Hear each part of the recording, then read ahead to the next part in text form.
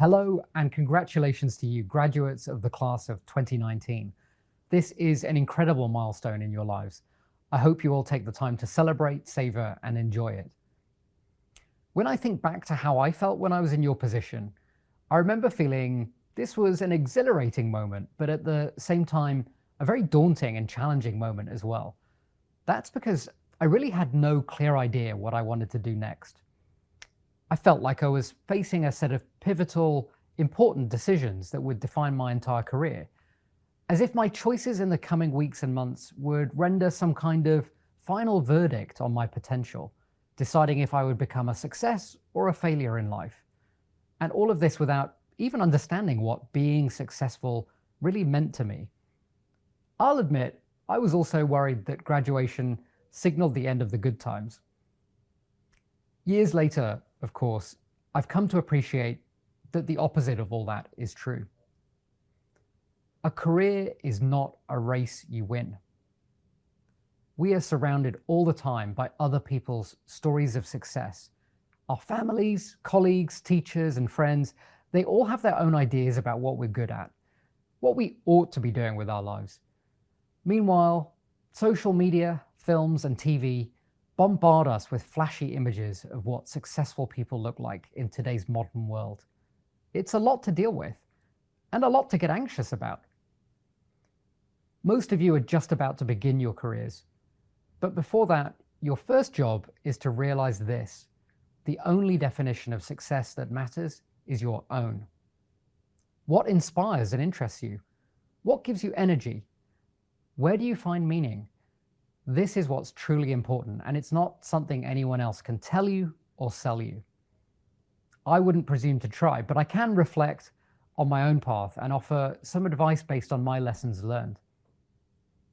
For example, you may be relieved to hear that the manner in which you enter the workforce will not lock you into a career path that dictates the course of your life. A career is long and likely to have many twists and turns. You may be in a hurry and have a clear destination in mind, or you may be more like me and be looking to find your way as you go. Both options work, both are valid. The question is, what will you focus on along the way, the journey or the destination? The destination view usually means pursuing a goal that will eventually pay off at some point, perhaps far off in the future, at which point you can be happy because the attainment of that goal is your definition of success, achievement, and personal development. The journey view is one where you need to see the impact you have at each step and to really experience your personal development as you move along the path, week to week, month to month. Personally, my career has been about the journey. It had to be. I've already said, I didn't really know what specifically I wanted to do when I was starting my career. And now, looking back, I'm grateful for that uncertainty. It freed me up to make mistakes, to experiment and try things, to continue to learn and grow. The fact is, I wasn't done learning when I finished school, and neither are you. I mean, the idea that in 4 years we could learn all the relevant skills we need to take us through our lives and careers is, quite frankly, a little ridiculous, right? Graduation isn't the end, it's the beginning. That's what commencement means. After all, the start of something new. You don't need to know what the grand design of your life is just yet. It's enough to have a sense of the skills you need and the type of work you enjoy.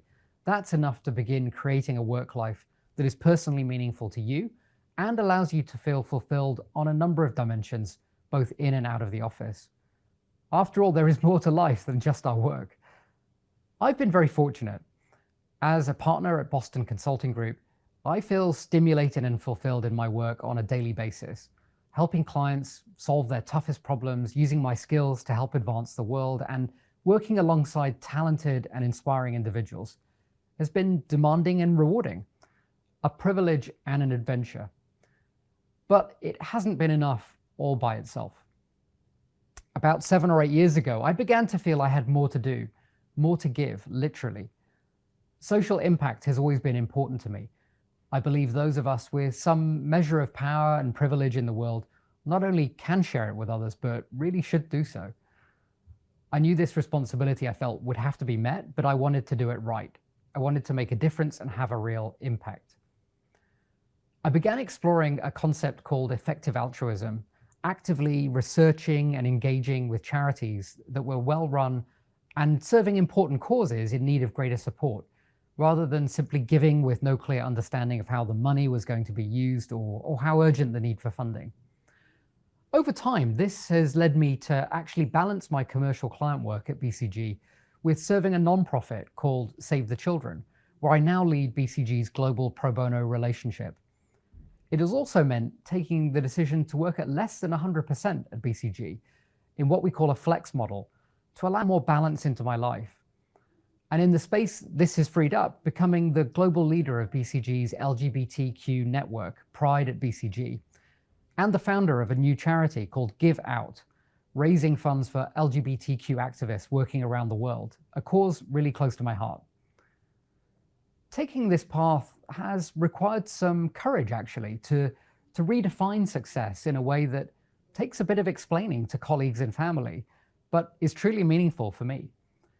It has also involved proactively thinking about the impact I want to have in the world and acting on it. Seeing this and deciding to make it happen required a level of clarity I simply didn't have when I was at your stage in my career.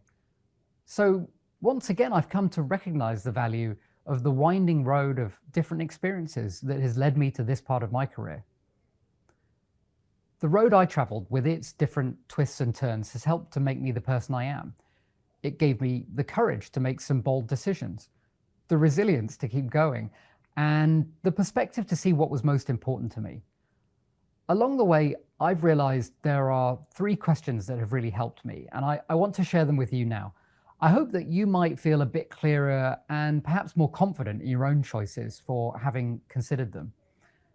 Firstly, how much of the value that you will create in the world do you want to keep for yourself? As much as possible? Enough, but no more? Or is this choice really unimportant to you? Secondly, and as I've already shared, what matters more to you as you look forward, the journey or the destination? And thirdly, and crucially, I think, are you in your career just to play the game or also to change the game? In other words, are you in it for your own success only, or will you use your position and privilege to change the rules of the game to help others succeed? It won't surprise you to hear that I'm not planning on offering my answers to these questions, because I think the only meaningful answers will be your own. However, I will say this: whatever you do, do something that you think matters. It may be within your work or it may be outside of it, but we've all got something pulling at us, something we either put off or make time for.